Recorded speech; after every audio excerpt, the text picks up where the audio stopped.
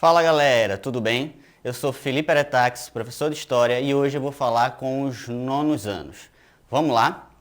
Gente, a nossa aula de hoje vai falar sobre a Constituição da República e os primeiros presidentes. Mas antes que a gente comece, vocês fizeram o exercício que eu deixei na aula passada? O gabarito daquele exercício é a letra C de casa, ok? Vamos lá. Foca aqui nesse slide. Vê. Em 15 de novembro de 1889, a monarquia foi extinta do Brasil e formou-se um governo provisório republicano. Um governo provisório, ou seja, era uma ponte que vai durar de 1889 a 1891. E o personagem político que ficou responsável para governar neste momento provisório de instalação da República foi o Marechal Deodoro da Fonseca. É importante perceber que, nesse momento de criação da República, não existia ainda um modelo homogêneo criado de República. Então, alguns grupos sociais que participaram da instauração da República, eles começaram a disputar esse modelo. Então, houve uma disputa entre os segmentos sociais envolvidos na proclamação sobre qual modelo republicano deveria ser adotado no país. Percebam essas imagens aí embaixo. A gente tem três grupos sociais que estavam disputando esse modelo. O primeiro deles é o modelo liberal, certo? Que queria que houvesse o modelo fosse presidencialista e federalista. O segundo grupo era o grupo dos positivistas, que queria que o modelo republicano fosse o poder federal forte e centralizado. E o terceiro grupo era o grupo dos chamados jacobinos, que queria que o modelo tivesse uma participação popular nas decisões políticas. Gente, vejam só. O grupo do liberal e dos positivistas vão ser os principais grupos que vão disputar e negociar a adoção do modelo republicano. Só que tem uma característica interessante, porque tanto liberais quanto positivistas, eles não queriam que houvesse uma maior participação popular dentro da República. Nesse sentido, os jacobinos eles ficaram um pouco escanteados, ficaram de fora dessa negociação do modelo instalado para a República. Volta lá para o slide, olha só. Durante o governo provisório, várias providências foram tomadas no Brasil. Primeira delas, a instituição do federalismo, o que significa dizer que a nação brasileira agora seria dividida em estados, certo? Antes eram chamados de províncias, agora vão ser chamados de estados e cada estado vai ter a sua autonomia. Segundo ponto importante a destacar, a separação entre igreja e estado.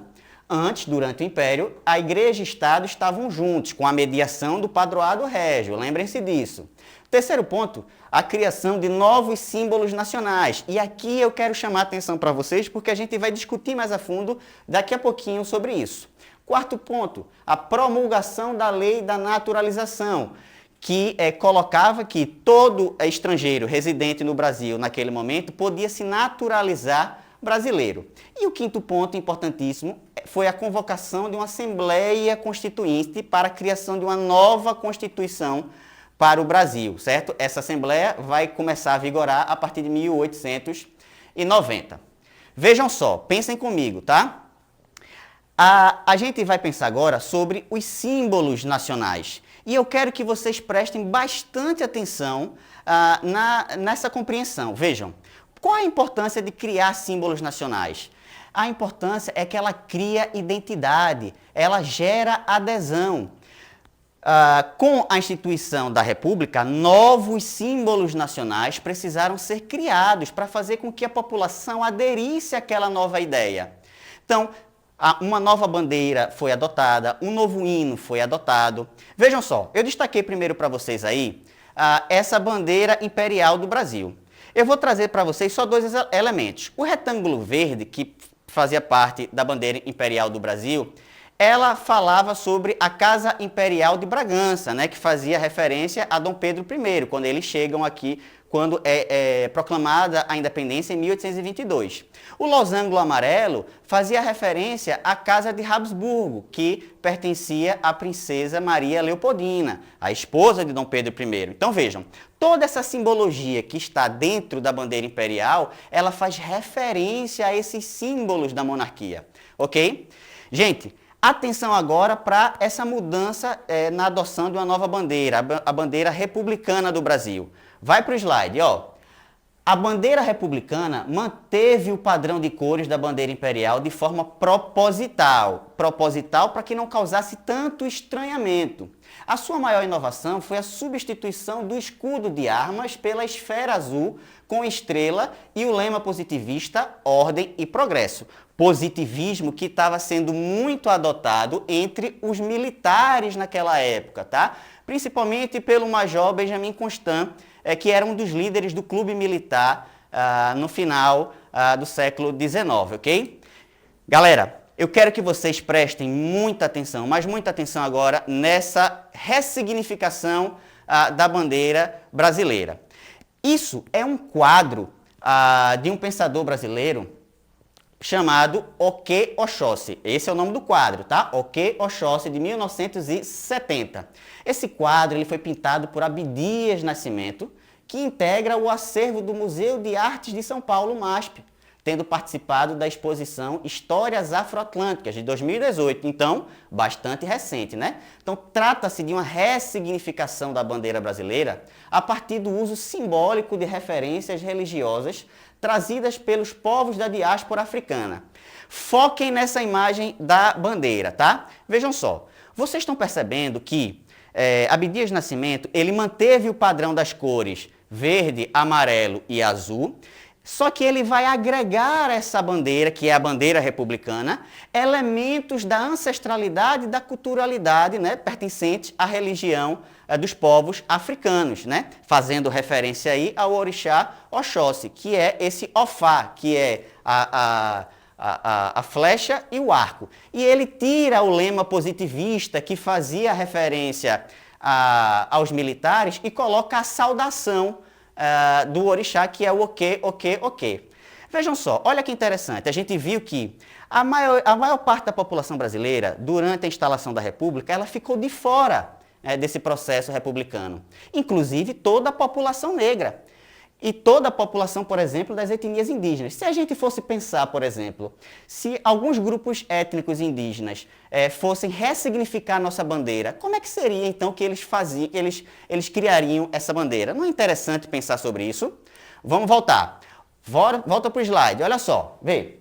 Em 1890, representantes estaduais eleitos reuniram-se em uma Assembleia Constituinte no Rio de Janeiro e elaboraram a primeira Constituição da República, promulgada em 24 de fevereiro de 1891. Foca aqui em mim, vê só. Seguinte, esta é a primeira Constituição da história da República, tá? Isso quer dizer, professor, então, que não é a primeira Constituição da história do Brasil?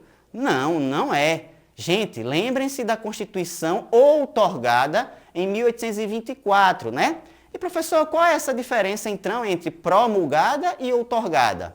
Outorgada significa que ela foi imposta, tá? Dom Pedro I, ele impôs uma Constituição em 1824 à população. Essa nova Constituição de 1891, ela foi promulgada, ou seja, ela foi discutida e votada de forma democrática, o que já era um avanço, né?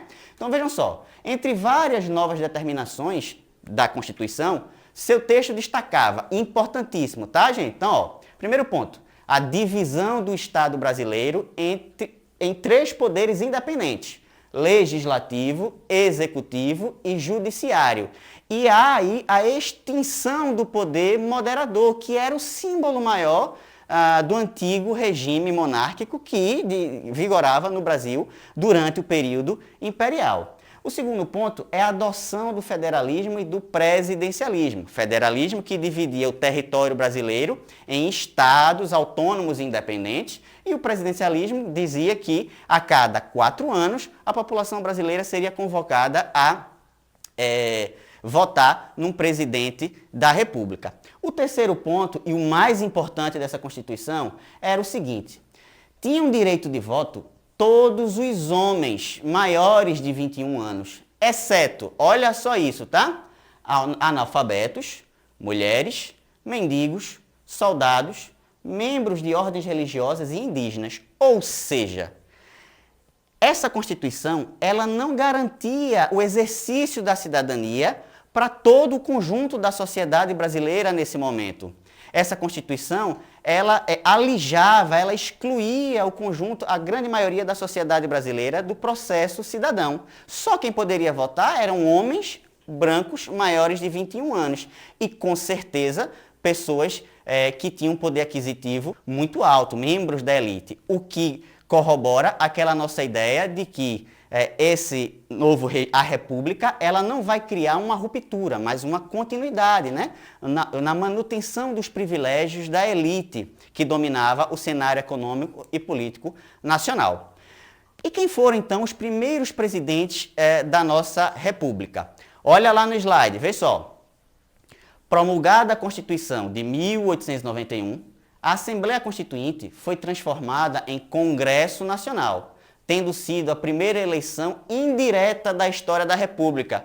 Mas, professor, o que é que significa essa ideia de eleição indireta? Significa que não foi o povão que foi às urnas votar. Nessa primeira eleição para presidente na República, quem vota são os congressistas. Quem votaram foram os congressistas, os deputados e senadores.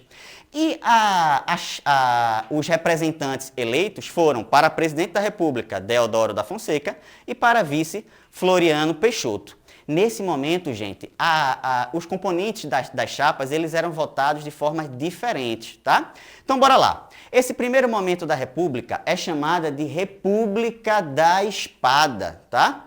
Ou Primeira República. Deodoro da Fonseca vai governar, tem um governo, uma passagem muito rápida, né, em 1891, e Floriano Peixoto entre 1891 e 1894. Rapidinho, então, para a gente finalizar e ver a diferenciação entre esses dois governos. No governo de Deodoro da Fonseca, Deodoro, ele assumiu o poder sem o apoio dos cafeicultores paulistas, tá? Então, era muito difícil para Deodoro governar sem o apoio do Congresso. Por quê? Porque Deodoro era visto como um autoritário e ele havia sido responsabilizado pela crise econômica do encilhamento. Então, como é que Deodoro vai responder a essa interdição do Congresso? Em 3 de novembro de 1891, ele fechou o Congresso e prendeu os líderes da oposição, o que vai gerar uma crise enorme e deflagrar uma primeira guerra civil, ou revolta civil, se assim podemos dizer, no Brasil, que é a primeira revolta da Armada. A Marinha vai ficar contra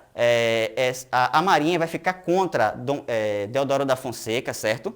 E vai apontar os canhões dos navios que estavam parados na Baía de Guanabara para a sede do governo brasileiro, que era o Rio de Janeiro, e vai forçar Deodoro a renunciar, o que vai acontecer. Uma vez Deodoro tendo renunciado ao poder, quem vai entrar em cena é o seu vice, Floriano Peixoto.